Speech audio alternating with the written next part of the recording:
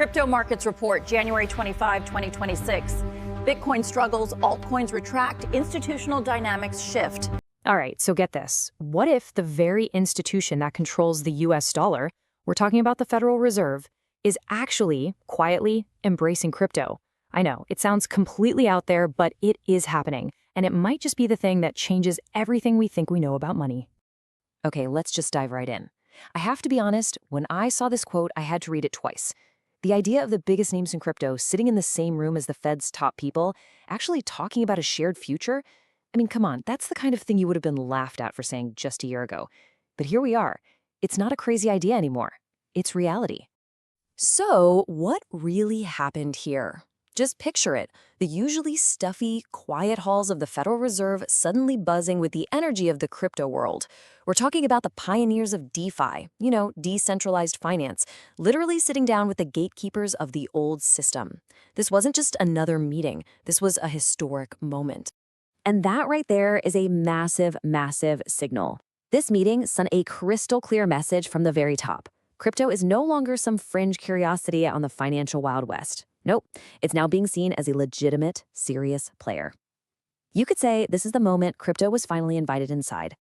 But the real bombshell of the whole thing wasn't just that the meeting happened. It was what was said. A Fed governor gets up on stage, and what they said next was something nobody, and I mean nobody, saw coming. It wasn't a warning. It wasn't a threat. It was an invitation.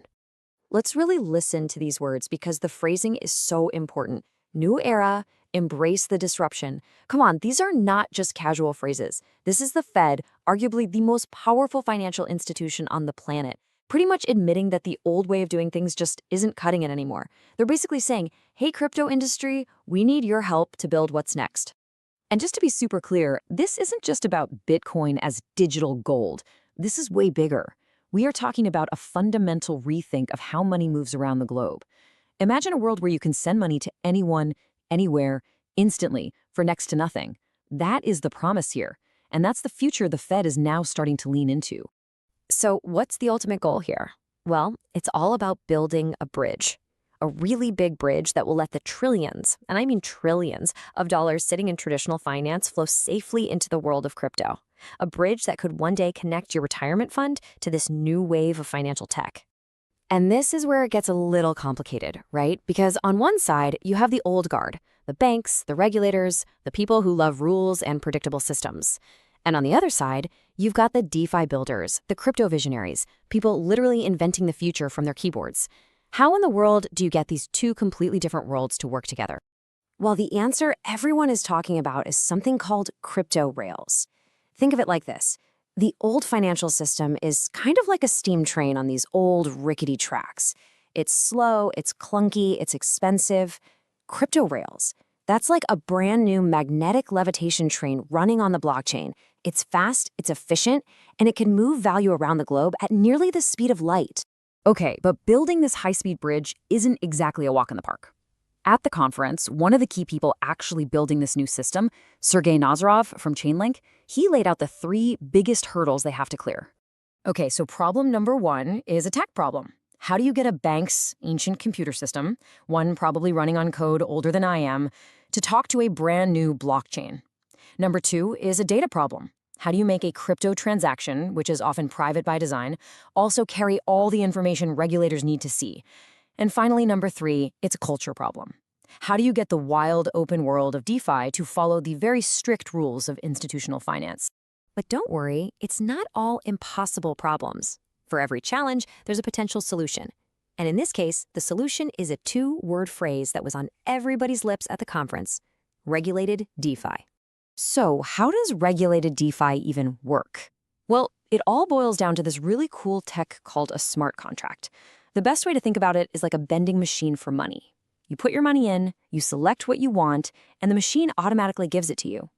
A smart contract does the same thing, but for finance. It enforces the rules of an agreement automatically, with no human middlemen needed, because the rules are just written in code.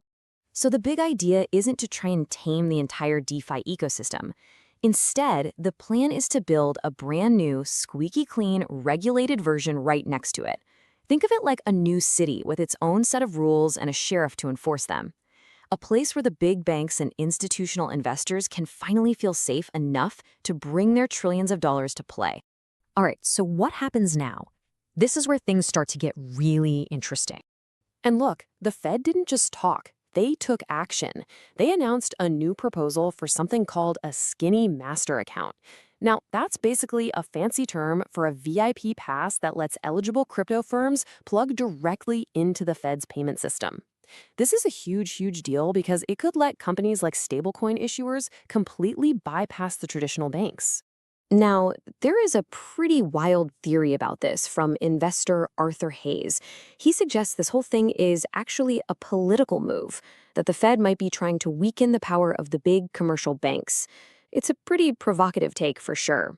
The official story, though, is that this is all about making the financial system more open and efficient for new technologies. So what's the big takeaway here? It's actually pretty simple. Try to look past the day-to-day price charts for Bitcoin. That's just noise. It's like the weather. It changes all the time.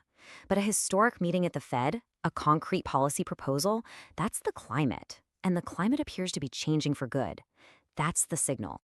Now, if those floodgates really do open and all that institutional cash comes pouring in, what might happen?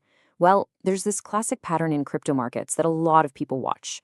The theory goes that the money will flow into Bitcoin first. Then it'll move into Ethereum.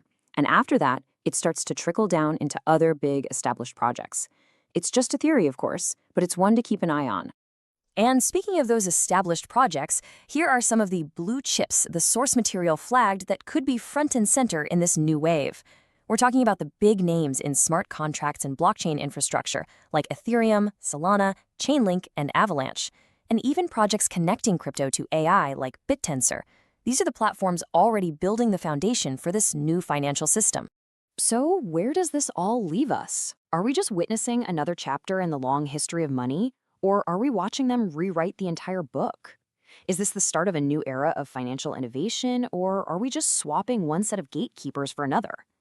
The final answer isn't written yet, but one thing seems absolutely certain. The world of finance is never, ever going to be the same.